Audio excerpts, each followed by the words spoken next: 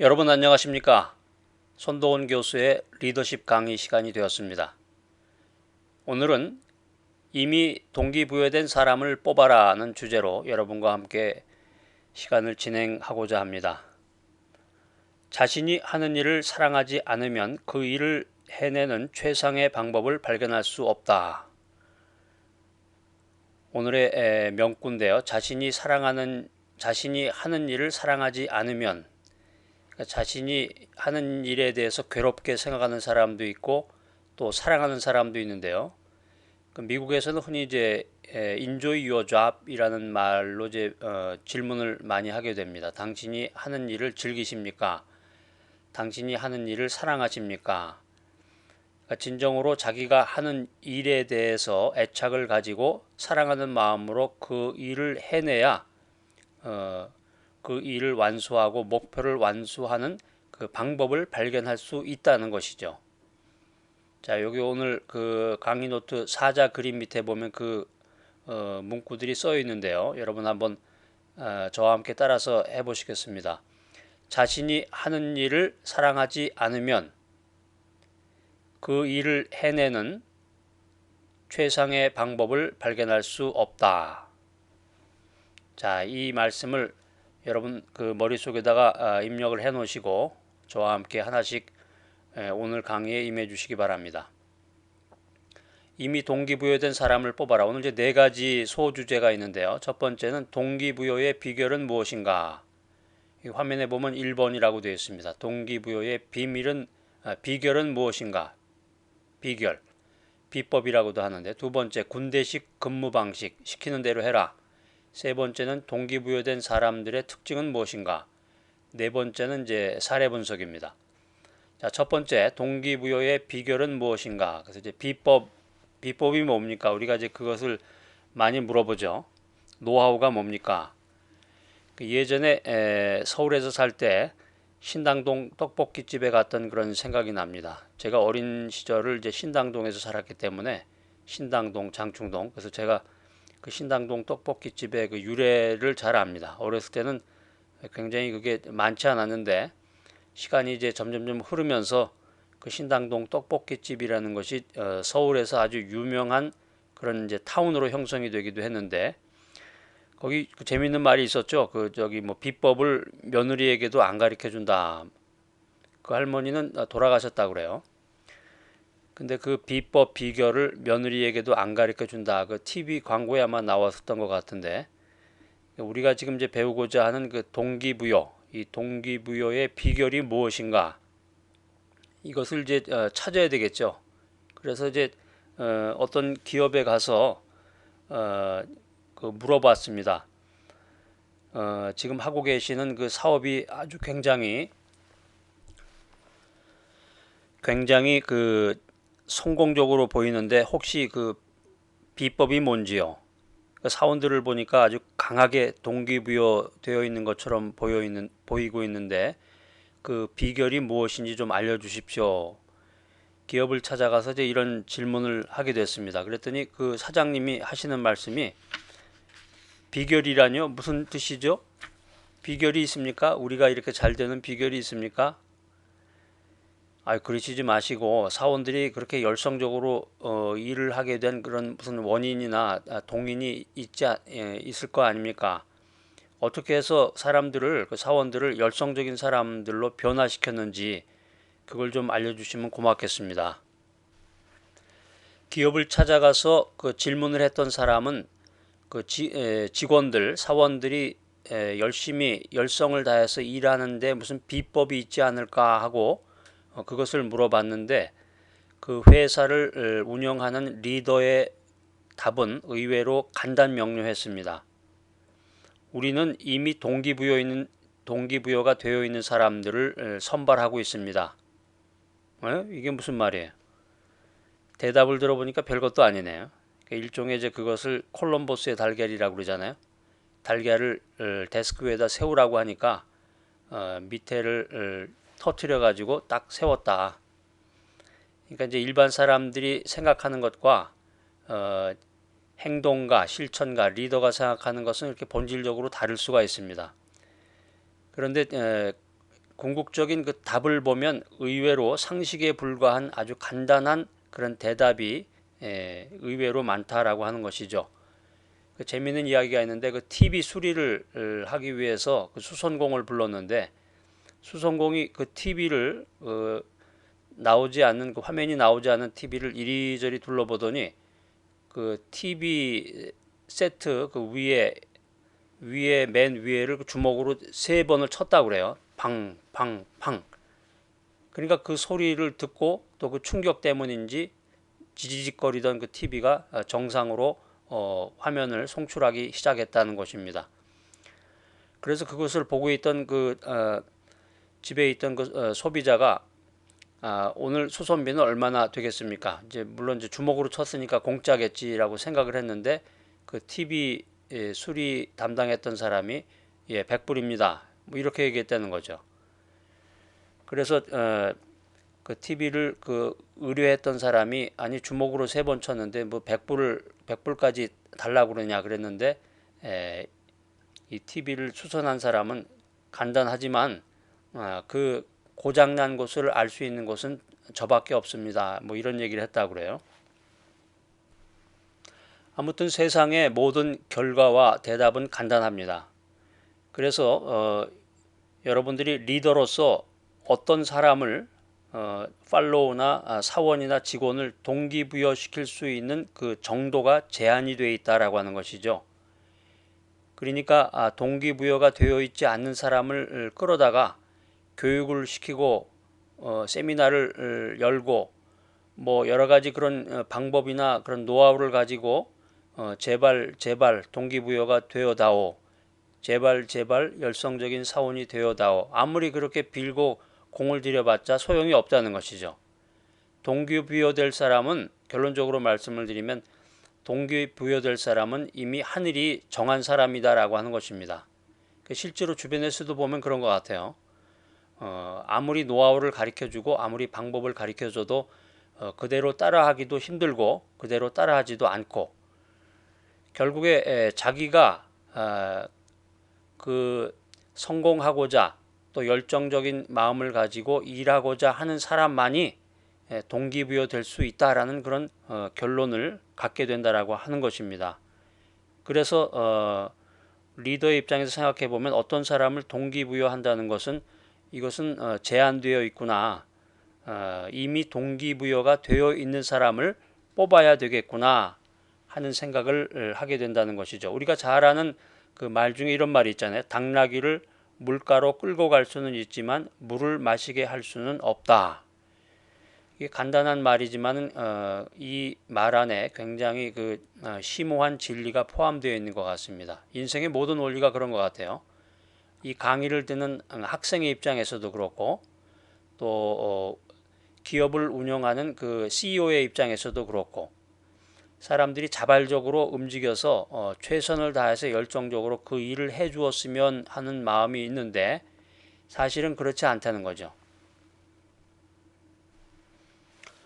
그래서 이미 의욕을 잃고 있는 사람을 동기부여시킨다라고 하는 것은 매우 힘든 일이다라는 것입니다. 그렇기 때문에 이미 동기부여가 되어 있는 사람을 뽑는 것이 효율적이다. 이런 이야기가 되겠습니다. 자, 그러면은 기업이나 회사나 관공서나 학교 등에서 또 비영리 단체에서 동기부여가 되어 있는 사람들을 뽑기 위해서 어떤 노력을 기울여야 되는가 하는 문제입니다. 세계 굴지의 다국적 기업의 인사 담당 중역에게 이런 질문을 했는데요. 이런 답변을 들었습니다. 우리는 좋은 인재를 확보하기 위해서 상당한 출혈을 감수하고 있습니다. 작년에 우리가 그 헤드헌터들에게 100만 달러가 넘는 돈을 지불했는데요. 또 인사 담당 부서에서는 5명의 부장급 관리자가 일하고 있습니다. 그들은 전문 경영인 모집을 담당하고 있는데요. 우수한 대학원 졸업생들을 어떻게 모집하는지 알고 싶으신가요? 이 회사에 대해서 면밀하게 조사를 해보니까 이 회사는 광고를 통해서 전문 기술을 가진 인력들을 선발하는 회사였습니다. 그런데 이 종업원들 이 사원들, 흔히 이제 노동력이라고 부르게 되는데, 이 종업원들이 높은 이직률을 보였다는 것이죠. 지금 말씀드린 회사를 포함해서 대부분의 회사는 상하 수직의 계층적인 사고방식에 매여 있게 됩니다. 채용이라든가 교육 훈련에 드는 그 예산의 대부분이 계층 구조의 제일 윗부분, 그 흔히 이제 임원이라고 그러나요? 이제 그 상급 직원들을 위해서 채용에 대한 비용이라든가 교육 훈련에 대한 그 버짓을 운영하고 있다라고 하는 것입니다. 그런데 현대 기업들은 이제 많이 이러한 그 구조를 이제 탈피하고 있죠. 이런 체제를 이제 뒤바꿔야 할 그런 필요성이 느껴지는데, 왜냐하면 그 관리자, 중간 관리자를 포함해서 그 매니저를 뽑는 데 드는 그 수고만큼이나 팀의 일원들, 개개인들, 그 종업원, 노동력, 이런 팀의 일원을 뽑는데도 세심한 주의가 기울여져야 하기 때문이다라고 하는 것입니다. 그러니까 한마디로 얘기하면 이제 평사원들, 신입사원들에 대한 그런 관심과 배려와 교육과 예산 투자가 필요하다라고 하는 말입니다.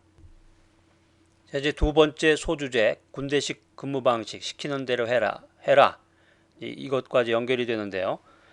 예전에는 종업원들에 대한 동기부여를 그다지 중요하게 생각하지 않았습니다. 이제 노동력이라고 불렀는데, 그러니까 이제 그 부하 직원들은 직장 상사가 시키는 대로만 하면 그만이었죠. 대부분 보면은 지금도 대부분의 직장이 이제 그런 식으로 운영이 되고 있는 곳이 많아요.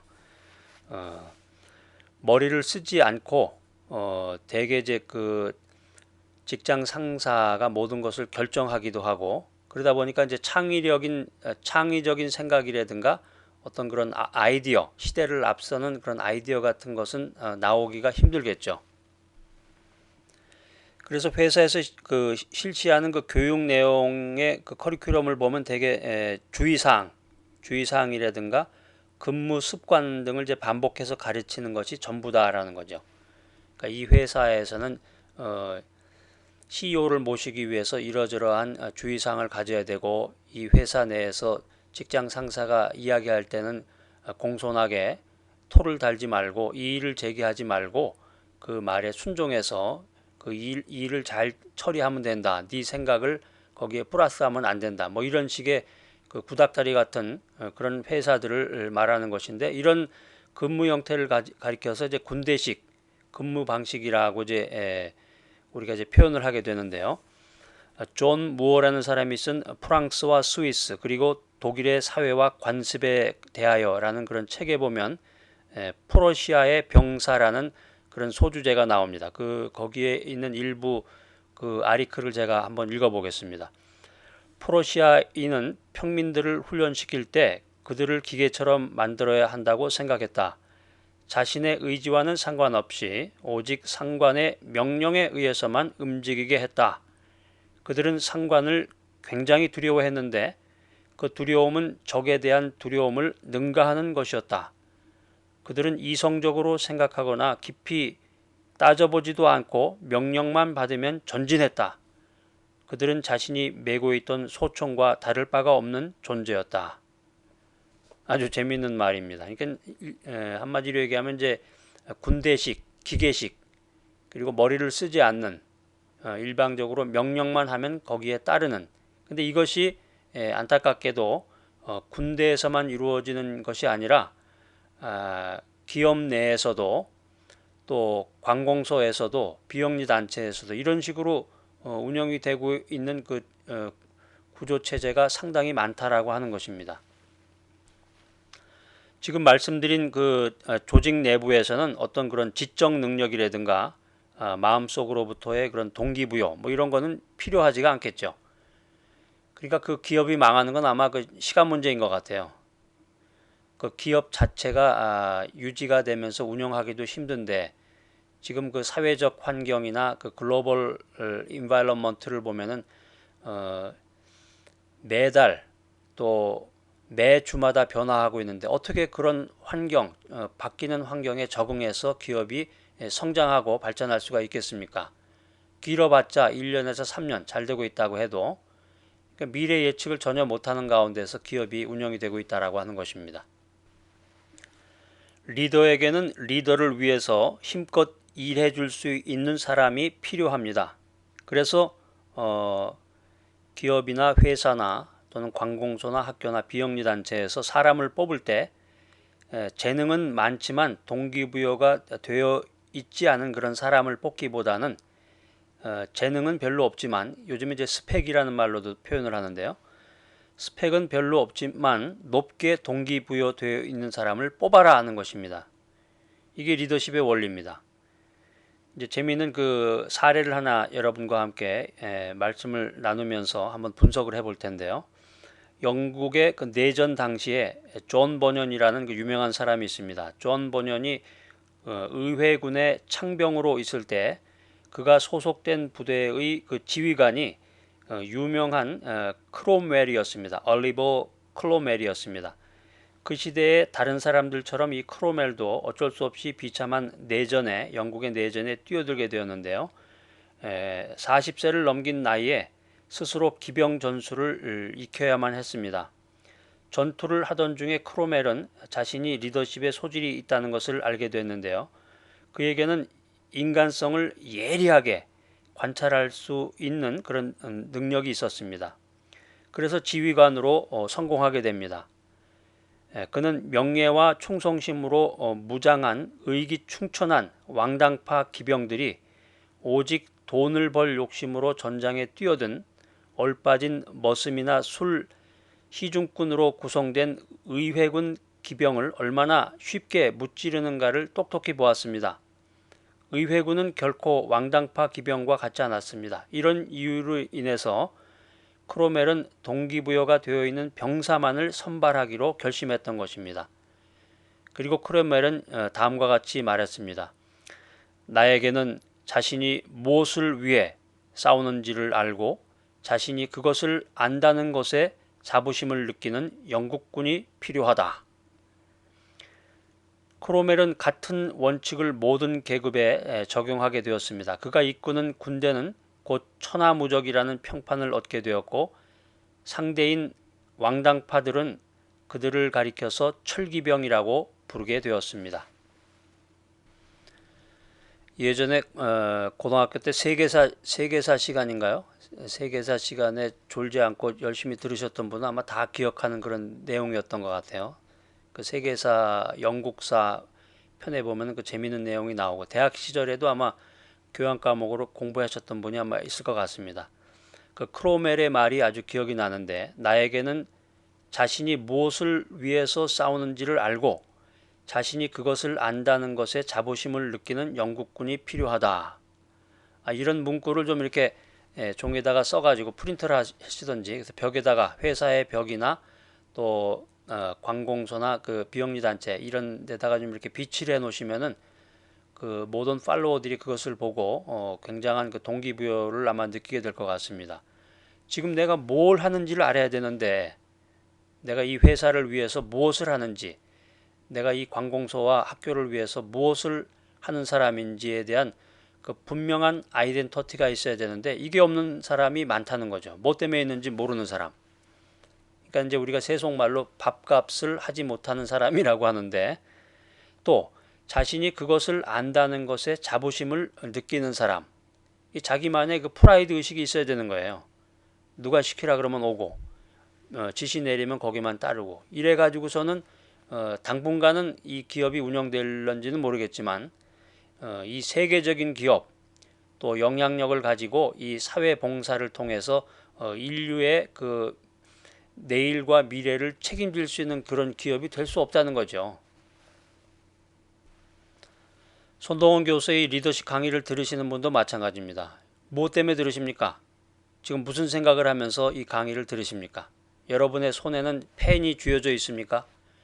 그리고 멋진 노트가 준비되어 있습니까? 저는 항상 그 쇼핑몰을 갈 때마다 그 고급 가죽으로 커버가 된 그 노트를 삽니다. 아주 꽤 돈이 많이 나가요. 그러니까 이제 쓰다가 이면지 뒤에다가 그냥 아무렇게나 이게 갈겨 쓰던가 남이 쓰다가 버린 그런 걸 주워다가 쓸 수도 있을 텐데 저는 저의 그 개인적이고 독특한 그런 아이디어나 그 생각을 그 값비싼 그 돈을 지불하고 산 그 노트에다가 하나하나 또박또박 이렇게 적어 나갑니다. 그래서 그것을 관리하고 그것을 통해서 리더십 강의를 하고 또 사람들에게 영향력을 미쳐서 이 사회와 또 이 국가 더 나아가서 세계적인 리더가 저의 강의를 통해서 배출되기를 기원하는 마음으로 그런 저 나름대로의 그런 방법을 가지고 생활을 하고 있습니다. 자, 이제 세 번째인데요. 동기부여된 사람들의 특징은 무엇인가 하는 것인데요. 그러니까 동기부여된 사람을 뽑는 방법이라고도 할 수 있겠죠. 그래서 오늘날에는 자신이 하고 있는 일에 대해서 일을 사랑하는 사람, 그리고 그것을 사랑할 수 있는 에너지를 가진 사람을 찾아야 된다는 것이죠. 그래서 우리가 그런 사람을 보면 한눈에 알 수 있다라는 것입니다. 그 비법을 제가 여러분에게 알려드리는 건데요.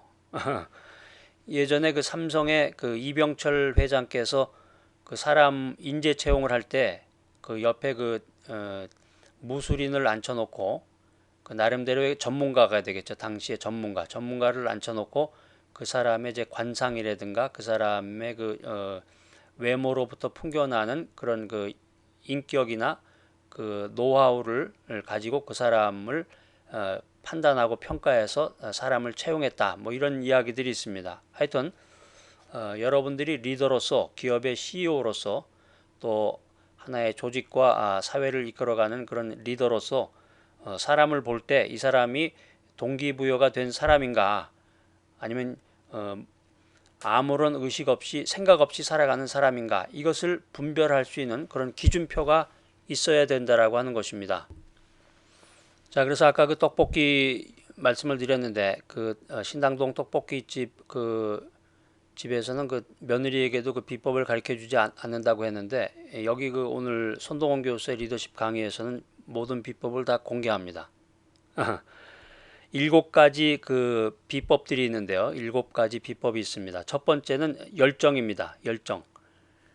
그래서 리더가 봤을 때 책임자가 봤을 때 그 팔로우가 또 채용하고자 하는 사람이 열정을 갖고 있는지 그 열정이 느낌으로 전달이 되어야 된다라고 하는 것입니다.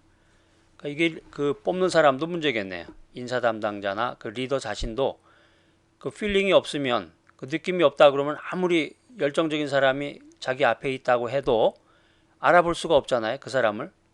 그러니까는 그 기업 내에서 그 책임 맡은 사람에게 직분을 주는 것도 중요합니다. 그래서 그런데 이제 열정을 갖고 있는 느낌이 전달이 돼서 그 열정을 갖고 있는 사람을 뽑아야 되는데 혹가다 어떤 경우에는 그 열정이 겉으로 드러나지 않는 경우도 있습니다. 그럴 때는 이제 그 사람의 정신이 살아 있는지 우리가 흔히 이제 정신일도 하사불성이라는 말을 쓰는데요. 호랑이에게 물려가도 정신만 차리면 산다. 이 사람의 정신력이 올바르고 강인한지 이거를 볼 수도 있다라는 것이죠. 또 어떤 사람은 말을 많이 하지 않고 외형적으로 그런 강인한 필링이 나타나진 않지만 비록 침묵을 지킨다고 할지라도 이와 같이 열정이라든가 그 사람의 정신력 이런 것을 통해서 눈빛만 봐도 안다 그러잖아요.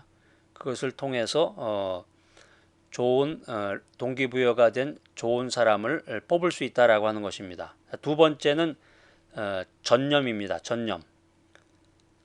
일에 대한 전념. 뭐 집중이라는 말로도 표시가 될 수 있겠네. 집중, 포커스. 어떤 초점을 맞추고 무슨 일을 할 수 있는 사람인가 하는 것이죠.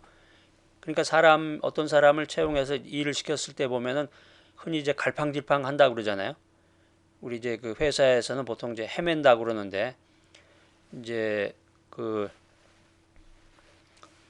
흔히 이제 군대에서는 고문관이라는 이제 표현을 쓰죠. 군대 갔다 오신 분들은 아마 그 말씀이 기억이 날 텐데 고문관이라는 말을 쓰는데 근데 고문관이 또 다 모자라는 사람은 또 아닌 것 같아요. 예를 들면 이제 서울에서만 생활하던 사람이 군대 가면은 대개 90% 이상은 이제 고문관 소리를 되게 듣게 됩니다. 그러니까 이제 그 사람의 정신력이라든가 열정을 보고 그걸 판단을 해야 되겠죠. 그래서 사람을 채용하거나 사람을 뽑거나 이 사람이 동기부여가 된 사람인지를 판별하기 위해서 볼 때 전념, 집중 이것을 보게 되는데 이 사람이 일을 할 때 갈팡질팡 하는지 또 공동 목표가 주어졌을 때 전력으로 질주할 수 있는 사람인지 또 이미 채용이 된 사람을 판단할 때도 공동 목표가 주어졌는데 그 목표를 향해서 전심전력해서 나가고 있는가 아니면은 막 뛰어들 자세가 되어 있는가 이걸 보면은 그 사람의 동기부여 그 정도를 알 수 있다라고 하는 것입니다. 자, 그다음에 이제 세 번째는 지구력입니다. 지구력. 마라톤을 생각하시면 되겠습니다. 마라톤이라고 하는 것은 달리기를 단거리 달리기를 잘해서 되는 것이 아니라 그 인듀어런스죠. 인내력과 이제 지구력이 있어야 그 마라톤을 완주하는 것처럼 쉽게 출발하지만 어떤 문제에 직면했을 때 또 장애물에 부딪혀서 어려움을 겪게 됐을 때 어떤 행동을 보이는가 하는 것입니다. 돌아서거나 쉽게 포기할 사람이 아닌가 이것을 가리켜서 이제 지구력이라고 하는데요. 자, 그다음에 네 번째는 기술입니다. 지금까지 그 사람이 익혀왔던 그런 기술, 이제 스펙이라고도 이제 표현이 될 수가 있겠는데 지금까지 익혀왔던 그 스킬이 그 사람이 가고자 하는 방향을 알려주는 좋은 표지판이 될 수 있다라고 하는 것입니다. 그 다음에 이제 다섯 번째인데요. 이제 절반을 넘었네요. 다섯 번째는 초지일관성이 있는지, 초지일관. 유명한 그 세뮤얼 존스 박사에 따르면 뛰어난 업적을 쌓은 사람은 모두 한 가지를 추구하면서 인생을 살았던 사람이다 라는 이야기를 했습니다.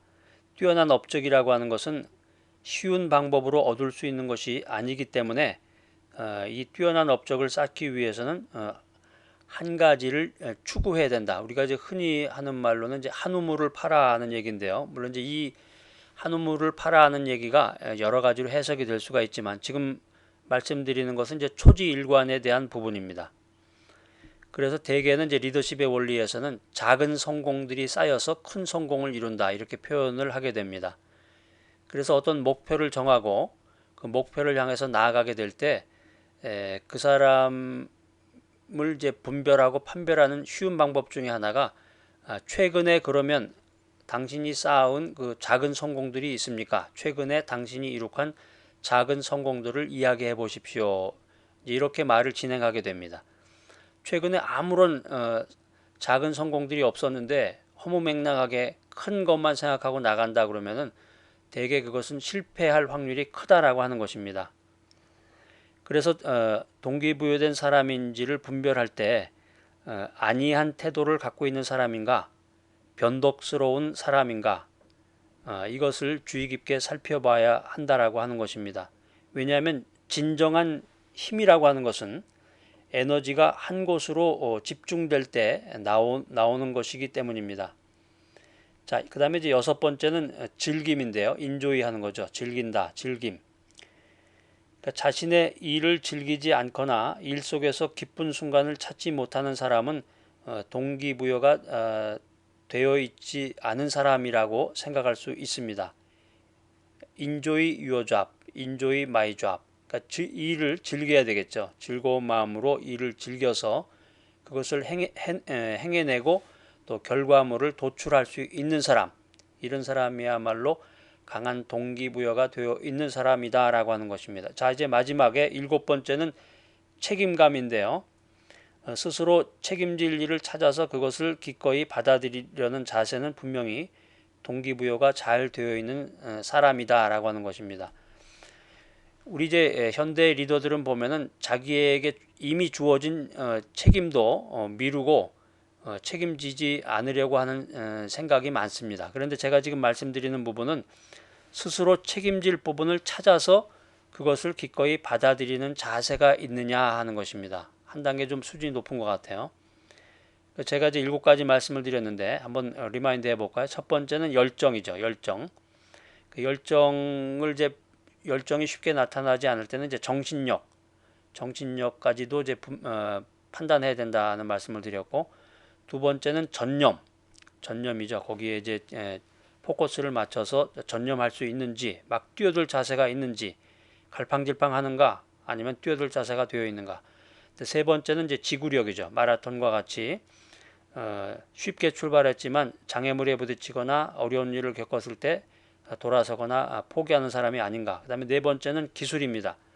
지금까지 익혀온 그 기술이 이 사람에게 맞는 적합한 또 성과를 낼 수 있는 그런 기술인가. 그 다음에 다섯 번째는 이제 초지일관, 세뮤엘 존스 박사의 이야기를 말씀드렸고요. 뛰어난 업적을 쌓은 사람은 모두 한 가지를 추구하면서 인생을 산 사람이다라는 것입니다. 그래서 변덕스러운 사람 또 안이한 태도를 가지고 있는 사람을 뽑으면 안 된다. 그다음에 여섯 번째는 일을 즐기는가, enjoy my job이라는 그런 좌우명을 가지고 일을 하는 사람인지. 마지막 일곱 번째는 책임감. 그래서 스스로 책임질 일을 찾아서 그것을 기꺼이 받아들이려는 자세가 있는가라고 하는 것입니다. 자, 그래서 제가 말씀드린 이 일곱 가지의 그 기준표를 가지고 동기부여가 잘 되어 있는 사람을 찾을 수 있다라고 하는 것입니다. 자, 이제 제가 여러분에게 말씀드리는 것을 여러분이 잘 들으시고 여러분이라면 어떤 사람을 선택할지 한번 여러분들이 생각해 보시기 바랍니다. 제가 지금부터 말씀드리는 이야기 가운데 세 사람이 등장합니다. 마이크, 셀리, 제인. 메모를 하세요. 마이크, 셀리, 제인. 이 세 사람이 등장하는데 이 세 사람에 대한 그 성격이라든가 그 일을 하는 습성을 제가 말씀을 드릴 텐데 여러분이 제 이야기를 듣는 가운데서 여러분이 리더라면, 여러분이 기업의 CEO라면 어떤 사람을 선택하겠는가, 이 상황 속에서 여러분들이 저와 함께 호흡을 같이 했으면 좋겠습니다. 자, 이제 여러분이 어느 대학교의 그 원정팀의 리더가 되어서 사람의 발길이 닿지 않은 베네수엘라 우림지대의 그 한 고원을 탐사하기 위해서 떠나게 됩니다. 자, 준비되셨죠? 자, 당신 팀에, 여러분의 팀에 한 자리가 비어 있어요. 그 자리에 세 사람이 지금 어플라이를 했는데 여러분이 필요로 하는 사람은 식물학자입니다. 식물학자. 자, 이제 한 사람씩 나옵니다. 자, 등장합니다. 마이크가 나오는데요. 마이크는 대학원에 재학 중인 나이가 가장 많은 식물학도인데 매우 우수한 자질을 가지고 있습니다. 최근에 약혼을 해서 집을 사고 싶어 해요. 하우스를. 세 번의 원정 경험이 있는데 지금은 정착해야 해야 되겠다는 생각을 합니다. 여자가 생겼으니까 또 가정도 생기고. 그런데 이 특이한 고원지대의 매력을 느끼고 있습니다. 자, 마이크에 대한 얘기였고, 그 다음에 두 번째 셀리입니다. 셀리는 열대의학을 전공하고 싶어 하는데 특히 희귀한 식물을 이용해서 새로운 의약품을 만들어내는데 관심이 있습니다. 여자입니다. 그녀는 아직 의대생이며 돌아올 경비를 위해서 자신의 차를 기꺼이 팔 생각을 가지고 있습니다. 자, 두 번째 셀리였고요. 그 다음에 세 번째 제인은 이미 기금 모금에 참여했었습니다. 그녀는 기금을 위해서 식당 종업원으로 일할 생각까지 하고 있고 탐사에 참가하기 위해서라면 무슨 일이라도 할 생각을 갖고 있습니다. 필요하다면 열대식물연구소에서 하는 강좌도 수강할 예정입니다. 자, 마이크, 셀리, 제인이 있는데 여러분이라면 누구를 식물학자로서 선택하겠습니까? 그리고 이 사람들에게 각각 어떤 질문을 던지겠습니까?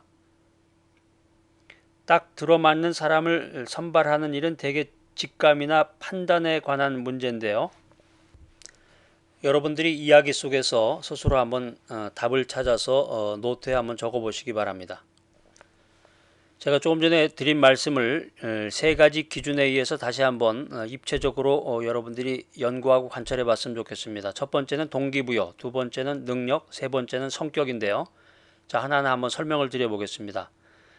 이 동기부여, 제가 드리는 말씀을 기준으로 해서 아까 그 이야기를 여러분들이 나름대로 분석을 해서 여러분들이 인재를 채용하거나 또 동기부여가 되어 있는 사람을 찾고자 할 때 그 어떤 그 키워드가 됐으면 좋겠습니다. 첫 번째 동기부여는 일이나 생활 속에서 느낄 수 있는 즐거운 그 필링, 기분이라든가 그 만족감이라든가 충만한 느낌을 주는 여러 가지 상황을 가리켜서 동기부여라고 여기서는 말하고 있고요. 두 번째 능력은 경험이라든가 기술이라든가 날리지, 지식 부분입니다.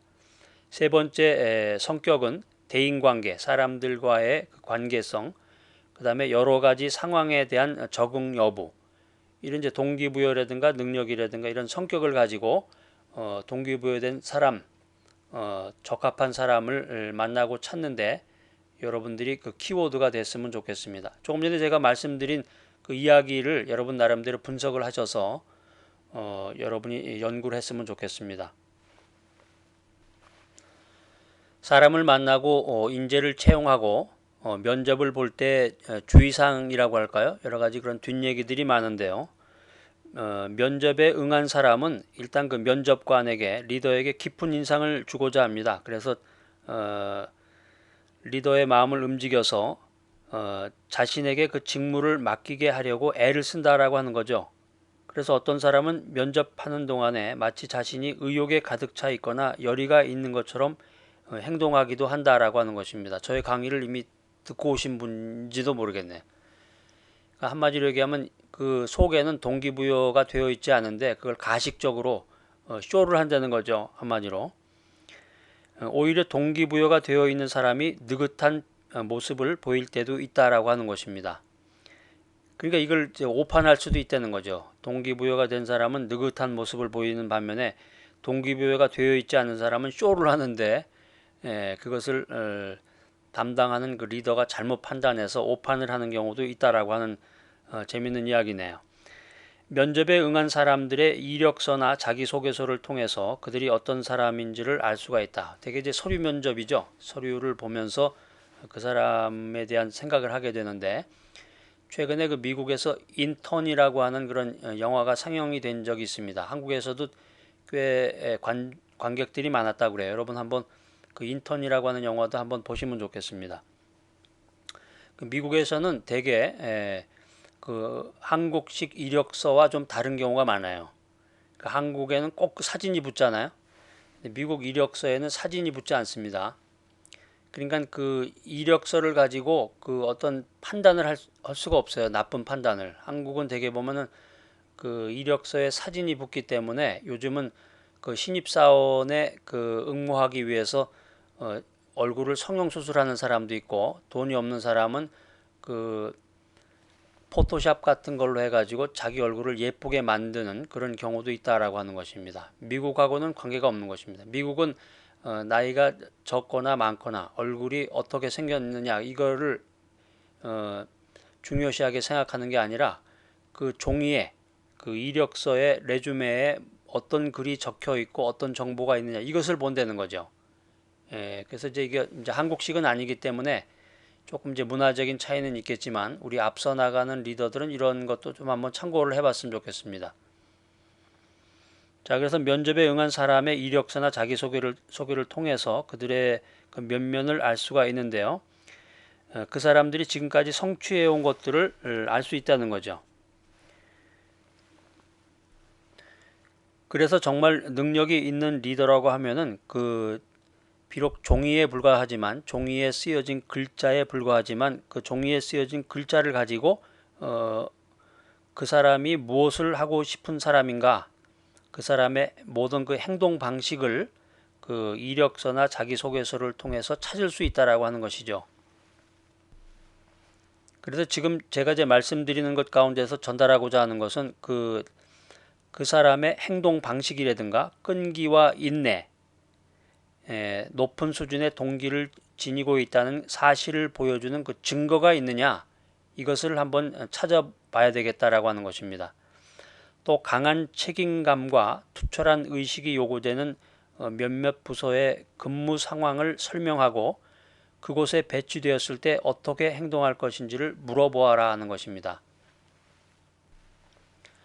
제가 지난번에 그 리포트 작성 중에 자신이 사망했다는 것을 기사화해라 6하 원칙에 의해서 그 리포트를 여러분과 함께 나눈 적이 있는데 제가 이제 그 내용들이 정리가 되면 여러분에게 또 리더십 강의를 통해서 또 좋은 내용과 아이디어들을 공유하도록 하겠습니다. 거기에 보면 아주 재미있는 내용들이 많아요. 자기의 그 죽음을 아직까지도 인정하지 않으려는 사람도 있고, 마치 자신의 모든 인생을 마치고 죽음을 맞이하는 사람처럼 구체적으로 어느 병원에서 몇 월 며칠 몇 시에 가족 누구누구가 지켜보는 가운데서 죽었다, 이런 식으로 아주 구체적으로 섬세하게 그렇게 쓰신 분도 계시더라고요. 그분에게는 제가 존경을 표합니다. 이미 그 리더로서의 그 동기부여가 굉장히 충만하게 되어 있는 분이죠. 제가 이제 그걸 보면서 조금 전에 말씀드린 것과 연관을 해서 여러분들이 이미 작성하셔서 제출하신 그 리포트를 보면 여러분들이 리더로서 얼마나 준비가 되어 있는 분인가. 물론 이제 여러분들이 다 사회적으로 지위가 높고 나름대로 사회에서 그 포지션을 갖고 계신 분들이지만, 그것을 배제한 상태에서 앞으로 이 사람이 1년 뒤에, 3년 뒤에, 5년 뒤에, 10년 뒤에 어떤 모습인가 하는 것을 제가 다 그려볼 수가 있어요. 제가 다 적어서 여러분들에게 드릴 수도 있는데 쇼킹한 내용이기 때문에 여러분들이 충격을 받을까봐 거기까지는 하지 않고 전체적인 것을 이제 객관적으로 해서 한번 여러분과 공유할 그런 생각이 있습니다. 하여튼 그렇게 이제 그런 사안들이 있을 때 이미 동기부여가 되고 준비가 된 리더는 100m 달리기를 하는 그 단거리 선수와 같이 스타트 신호가 들리자마자 목표를 향해서 달려간다라고 하는 것입니다. 자, 그래서 이제 오늘의 소주제가 이제 첫 번째 동기부여의 비결이 무엇인가, 두 번째는 군대식 근무 방식, 시키는 대로 해라, 세 번째는 동기부여된 사람의 특징이 무엇인지, 이제 마지막 네 번째 소주제가 이제 케이스 메소드인데요. 오늘 케이스로 기꺼이 참여를 해주신 분은 이제 미켈란젤로입니다. 여러분 잘 아시죠? 미켈란젤로, 세계적인 예술가 미켈란젤로에 대한 얘기를 서로 나누면서 우리가 이 동기부여에 대한 그런 핵심적인 리더십 원리들을 함께 나누도록 하겠습니다. 여러분들이 찾으셔야 돼요. 그 원리들을. 제가 이야기해 주는 것은 한계가 있습니다. 제가 이야기해 주는 것은 몇 가지고, 여러분들이 그 내용 중에서 수많은 원리들을 찾으시고 그 원리를 또 여러분의 그 현실 속에 여러분이 하고 계시는 사업이나 또 관공서나 학교 등에 적용을 하셔서 여러분들이 또 좋은 논문도 쓰시고 여러분들이 업그레이드 되시는 그런 귀한 자료들로 삼으시길 바랍니다. 자, 나가보겠습니다. 이탈리아의 화가였던 그 미켈란젤로의 가장 위대한 작품을 꼽으라고 한다면 여러분 뭘 꼽으시겠어요? 아마도 그 로마에 있는 시스나 성당, 시스티나라는 말도 하는데요. 시스티나 성당의 천장에 있는 그 벽화가 제일이 아닐까, 이렇게 얘기한다는 것이죠. 저도 그 이탈리아에 가서 한번 그것을 본 적이 있는데요. 근데 한국 사람들은 그냥 순식간에 지나가 버리기 때문에 자세하게 이렇게 면밀하게 관찰해 보지는 못했습니다. 거기서 뭐 한 최소한도 30분에서 1시간, 2시간 정도 이렇게 어떤 그런 데이터라든가 또 가이드의 이야기를 들으면서 이렇게 살펴봐야 되는데, 그 한국 관광이라고 하는 것이 대부분 보면은 스쳐 지나가듯이 그 가이드가 몇 마디 하는 걸로 해서 끝나버리기 때문에 굉장히 아쉽습니다. 자, 그래서 로마에 있는 그 시스티나 성당의 천장 벽화가 그 미켈란젤로의 가장 위대한 작품이다라고 하는 것이죠. 이 그 유명한 벽화의 넓이가 그 600 평방 피트가 된다고 그래요. 600 평방 피트. 이게 600 평방 피트면 얼마나 될까? 이거 여러분 찾아보셔야 돼요. 찾아서 이제 여러분 나름대로의 이게 크기가 내가 알고 있는 그것과 비교해 봤을 때 어느 정도인가, 이걸 알고 계셔야 여러분들이 리더로서의 정확한 면모를 갖게 되시는 겁니다. 미켈란젤로가 이 프레스코아를 그릴 때 있었던 그 에피소드인데요. 한 번은 그가 받침대 위에 올라가서 누워서 천장 구석에 인물 하나를 조심스럽게 그려놓고 있었습니다. 이게 천장에다가 그려놓는 거니까 사람이 이렇게 서가지고서 하는 게 아니죠. 지금 말씀처럼 받침대 위에 아주 굉장히 높잖아요. 어마어마하게 높은데 받침대 위에 올라가서 누워서 하나하나를 이렇게 그리는 것이기 때문에 일반 사람들은 감히 상상이 안 갈 거예요. 그런데 그때 한 친구가 와서 이런 이야기를 했다고 그래요. 여보게, 그렇게 구석진 곳에 잘 보이지도 않는 인물 하나를 그려 놓으려고 이런 생고생을 하고 있나 자네. 그게 완벽하게 그려졌는지 그렇지 않은지 누가 알겠어. 여기 아무도 없는데. 이때 미켈란젤로가 이런 유명한 얘기를 했습니다. 내가 알지. 야, 이거 아주 명언이네요. 이런 내면적인 동기부여를 한마디로 뭐라고 표현을 해야 되겠습니까? 우리가 이것을 가리켜서 흔히 이제 미켈란젤로의 동기라고 하는데요. 미켈란젤로의 동기. 대단하죠? 미켈란젤로는 확실히 천재입니다. 정말 세계적인 존경을 받아도 부족함이 없는 그런 천재입니다. 친구가 와서 유혹을 했잖아요. 야, 네가 이까짓 거 돈 이미 다 받았을 텐데 돈 받았고 이제 적당히 하면 될 걸 뭐하러 보이지도 않는데 사람들 보이지도 않어. 밑에서 쳐다봐야 보이지도 않을 텐데 응? 네가 거기 눈이 빠지도록 해가지고 그 조그만한 그 인물 하나를 그렇게 정확하게 그리려고 그렇게 애를 쓰고 있니? 응? 아무도 보지 않는데 적당히 해라 이렇게 얘기를 하니까 미켈란젤로가 내가 알지 이런 얘기를 하면서 그것을 우리가 미켈란젤로의 동기다, 위대한 동기다 이렇게 이제 표현을 할 텐데요. 여러분들이 앞으로 어떤 사람을 만나거나 어떤 사람을 기업에서 채용할 때 그 사람이 이런 점을 갖추고 있는지 잘 살펴보시기 바랍니다. 아주 대단히 중요한 그 리더십의 원리가 지금 나오겠네요. 여러분이 맡고 있는 팀이나 기업이나 회사나 관공서나 학교나 기관에서는 이렇게 미켈란젤로의 그 동기를 가지고 있는 사람이 필요한 것입니다. 미켈란젤로의 동기라는 그 말 자체가 참 감동적입니다. 미켈란젤로의 동기를 지닌 사람들이 되라. 아주 멋진 말이네. 여러분에게 해당되는 말입니까? 여러분하고 관계없는 말입니까? 아무도 보지 않을 때 그 사람의 그 인격을 알 수 있다고 그러잖아요. 흔히 우리가 같은 맥락인 것 같아요. 미켈란젤로의 그 동기를 지닌 사람들에게서 발견될 수 있는 여러 가지 특징들을 여러분과 함께 나누고자 합니다. 첫 번째는 자신의 기량에 대해서 자부심을 가지고 있다라고 하는 것이죠. 그러니까 프라이드 의식이 굉장히 높습니다. 미켈란젤로의 그 동기를 지닌 사람들은 자기 그 자부심이 아주 높아요.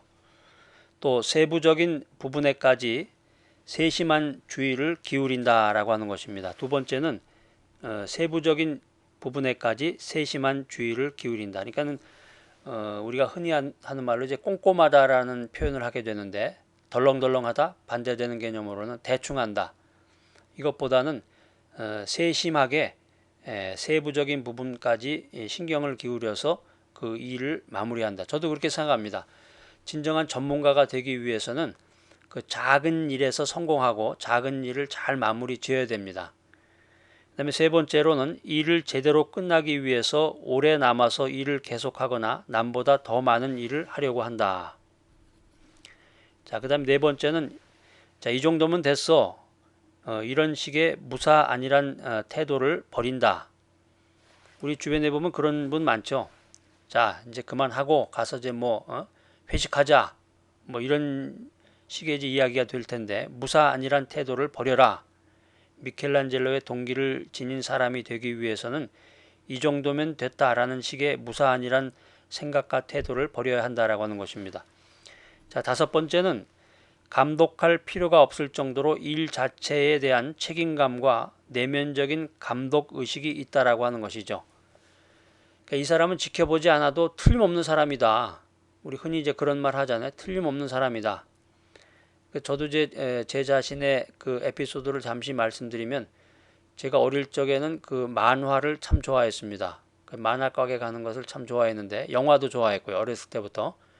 그래서 제가 이제 초등학교 들어가기 전에 만화 가게를 갔더니 그 만화 가게 주인이 어느 날은 저에게 그 만화 가게를 맡기더라고요.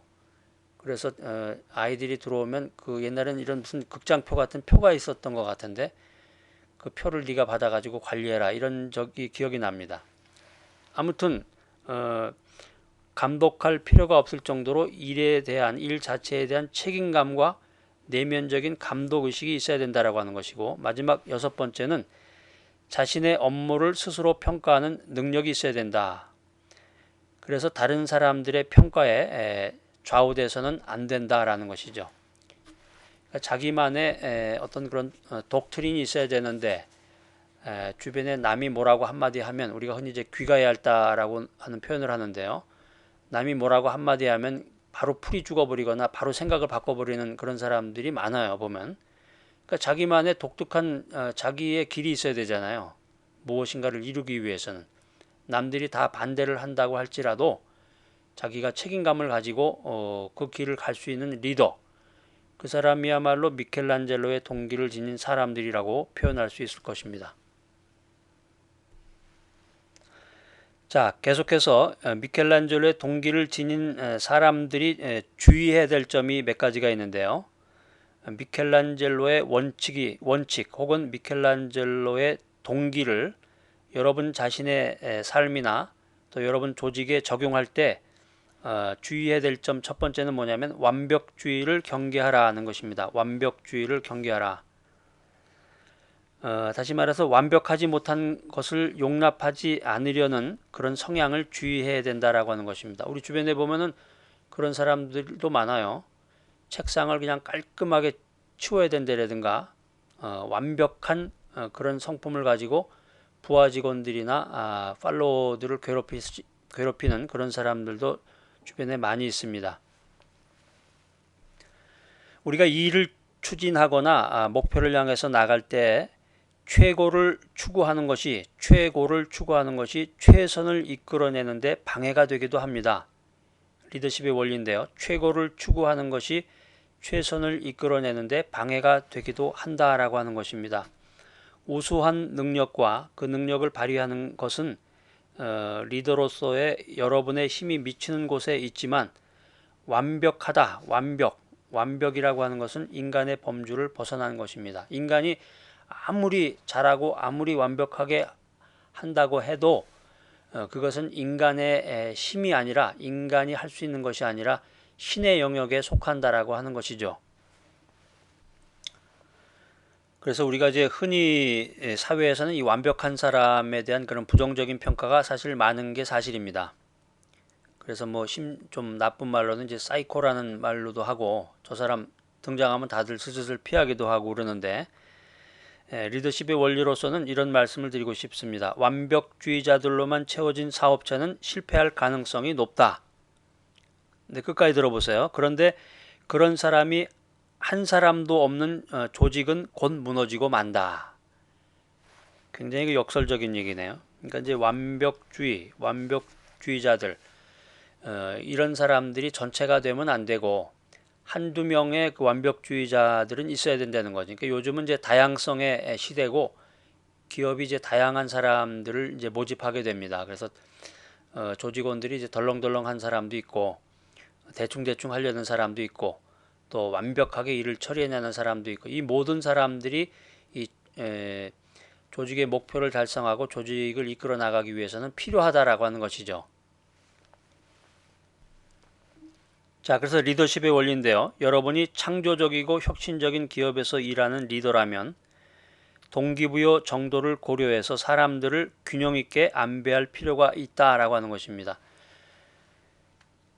자, 그래서 100% 동기부여된 사람만을 뽑아서는 안 된다는 얘기겠죠, 이게.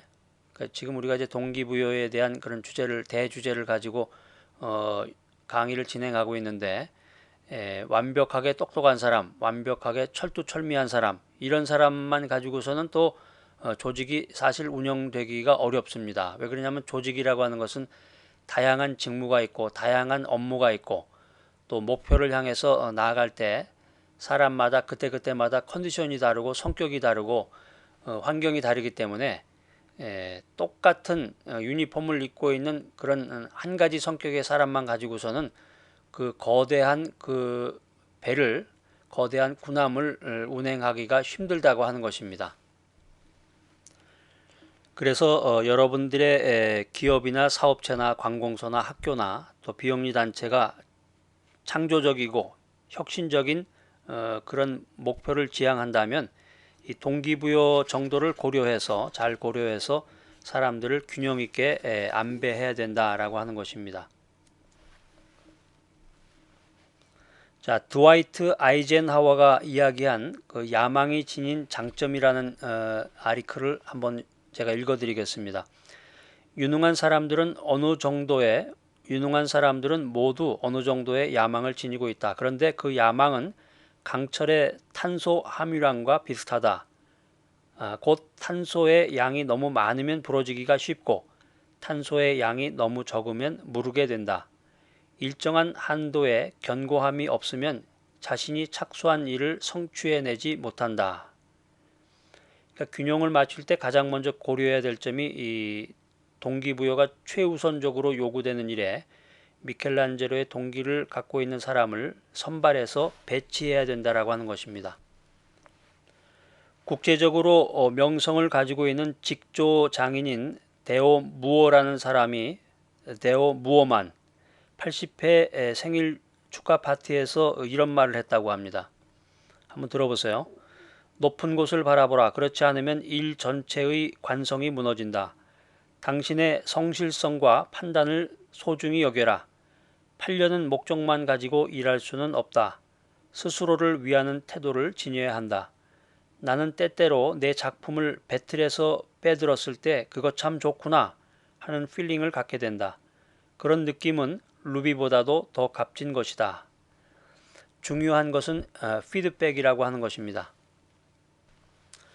자, 지금까지 여러분과 함께 나누었던 그런 내용들을 정리해서 동기부여된 사람을 뽑기 위한 그 체크리스트를 한번 여러분과 함께 나누고자 합니다. 자, 첫 번째, 동기부여가 되어 있지 않아서 기본적으로 기대 이하의 성과를 내는 사람들이 있는가? 이걸 한번 여러분 조직 속에서 한번 판단을 해보시기 바라고요. 그다음에 두 번째는 최근 1년 이내에 팀을 조직할 때 팀원 하나하나를 선택했던 절차를 다시 점검해 본 적이 있는가? 두 번째입니다. 최근 1년 사이에 팀을 조직할 때 팀원 하나하나를 선택했던 그 절차를 다시 점검해 본 적이 있는가 하는 것이고, 세 번째는 다음 사항을 평가하기 위해서 이제 세 가지 아까 제가 말씀드린 겁니다. 동기부여 여부, 능력, 성격. 동기부여 여부, 능력, 성격. 이것을 평가하기 위해서 1대1 인터뷰가 아닌 다른 방법을 사용하고 있는가. 그 다음에 이제 네 번째인데요. 어떤 사람이 미켈란젤로의 동기를 지니고 있는지 여부를 확인할 수 있는 방법을 세 가지를 한번 써봐라. 그 다음에 다섯 번째, 지난 한 달 동안의 고객들로부터 직원들 중에서 높게 동기부여된 사람에 대해서 개인적으로 평가하는 것을 들은 적이 있는가. 마지막 여섯 번째, 어떤 이유로든지 채용된 지 6개월 만에 그만두는 사람으로 인해서 당신 기업이 치러야 하는 연간 비용을 정확하게 알고 있는가. 여러분들이 이 체크리스트를 통해서 한번 지금까지 저와 함께 나눈 내용들을 스스로 한번 리마인드 하시고 복습하는 내용으로 한번 삼아 봤으면 좋겠고요. 오늘의 강의를 통해서 그 리더십의 원리들을 한 가지씩 여러분과 나누고자 합니다. 노래를 부르려고 할 때는 돼지를 때리지 말아라. 노래를 부르게 하려고 돼지를 때리지 말아라. 당신은 지치고 돼지는 괴로울 뿐이다. 차라리 돼지를 팔아서 카나리아를 사는 편이 낫다. 재밌는 말이네요. 돼지가 한 마리 있는데 그 돼지를 보고 노래해라. 돼지가 노래를 못하잖아요. 그러니까 돼지를 때리면서 노래해라. 이렇게 얘기할 게 아니라 돼지를 팔아서 노래하는 새를 사라는 거죠. 노래를 잘하는 카나리아를 사라는 얘기입니다. 이제 리더십의 원리로서 이것을 이제 풀이해 본다고 하면은 적절한 재능을 갖춘 사람을 채용해서 적절한 임무를 맡기라고 하는 것입니다. 그러니까 직무에 맞지 않는 사람을 동기부여시키려고 애쓴다는 것은 소용없는 일이라는 거죠. 대부분의 기업들이 지금까지는 이런 방식을 사용했는데요. 자, 두 번째 리더십의 원리입니다. 보통 동기부여는 능력과 밀접하게 연관이 되어 있는데 지금 하고 있는 일을 사랑할 때 사람들은 그 일을 잘 해냅니다. 왜냐하면 사람들은 남보다 뛰어난 분야의 일을 사랑하는 경향이 있기 때문입니다. 셰익스피어가 이런 말을 했는데요. 좋아하는 일을 할 때 우리는 아침에 일찍 일어나게 된다. 그리고 기쁜 마음으로 집을 나서게 된다. 여러분들 월요일 아침이 제일 힘들다고 그러죠. 근데 월요일 아침만 되면 기쁜 마음으로 직장을 향해서 달려간다고 하면 여러분들은 굉장한 동기부여가 되어 있고 여러분이 하는 일을 사랑하는 사람이라고 할 수 있겠습니다. 또 여러분이 책임 맡고 있는 그 팔로우들이나 그 부하 직원들의 그 면면이나 그 태도를 보면 그 사람에 대한 그 평가나 또 그 동기부여에 대한 면을 여러분이 살펴볼 수가 있겠습니다. 자, 그 다음에 세 번째는 팀원 하나하나가 중요하다는 것을 명심하라. 이미 동기부여된 사람을 선발하라는 그 이 원리는, 리더십의 원리는 기업 내의 모든 사람, 아까 말씀처럼 이제 관리자만 해당되는 것이 아니라 그 하나하나의 개별적인 그 직원들에게도 해당이 된다라고 하는 것이죠. 자, 네 번째, 어떤 사람에게 일을 맡길지는 항상 세 가지 요소 또는 세 가지 차원을 기준으로 해서 결정이 되어야 된다. 그 세 가지가 뭐냐면 동기부여, 능력, 성격이다라고 하는 것이죠. 이 동기부여, 능력, 성격 이것을 가지고 어떤 사람에게 팔로워에게 부하 직원에게 일을 맡길지 아닐지를 결정해야 된다라고 하는 것입니다. 열정이나 유능함 또는 친화력 이런 것 등은 높은 성과를 올리는 팀에서 일할 사람이 갖추어야 될 필수 불가결의 요소다라고 하는 것입니다. 열정이나 유능함 또 친화력 이게 아주 중요하네요. 자, 그 다음에 다섯 번째인데요. 아까 제가 이제 오판을 한다는 그런 말씀을 잠깐 드렸는데 그 가식이나 쇼를 하는 사람을 만나게 되면은 이제 그 오판을 한다고 그랬죠. 그래서 리더의 실수와 판단 착오를 잘 분석을 해가지고 리더의 그 판단 능력을 발전시켜야 된다. 사람을 만나고 사람과 교제하고 또 사람을 뽑을 때 그 인터뷰하는 기술이라고도 할 수 있겠는데요. 그런 판단 능력을 발전시켜야 된다라고 하는 것입니다. 이렇게 됐을 때 가장 뛰어난 사람을 친구로 삼을 수 있고 가장 뛰어난 사람을 부하 직원으로 삼을 수가 있고 가장 뛰어난 사람을 조직의 일원으로 만들므로써 조직이 성장하고 또 자기가 속해 있는 그 팀이 성장 발전할 수가 있게 되는 것입니다. 자, 마지막 여섯 번째는 원격 관리에 관한 것인데요. 원격 관리. 이제 그 회사나 직장이 원격으로 관리해야 될 필요가 있는 게 있겠죠. 물론 이제 그 한 방에서 커다란 홀 한 곳에서 오픈으로 돼 가지고 맨 뒤쪽에 리더가 앉아 있고 지금 뭘 하는지 또 CCTV도 설치를 해 가지고 감시도 하고 평가를 할 수가 있겠지만 지역이 멀리 떨어져 있다라든가 또 해외에 있다라든가 이랬을 때는 그 팀원 모두가 미켈란젤로의 동기가 부여되어 있어야 된다라고 하는 것이죠. 그래야 사람이 관리하고 보고 있지 않을 때도 자기의 업무에 대한 그 열정과 에너지를 가지고 이 일을 수행해서 좋은 결과를 산출해낼 수가 있을 것입니다.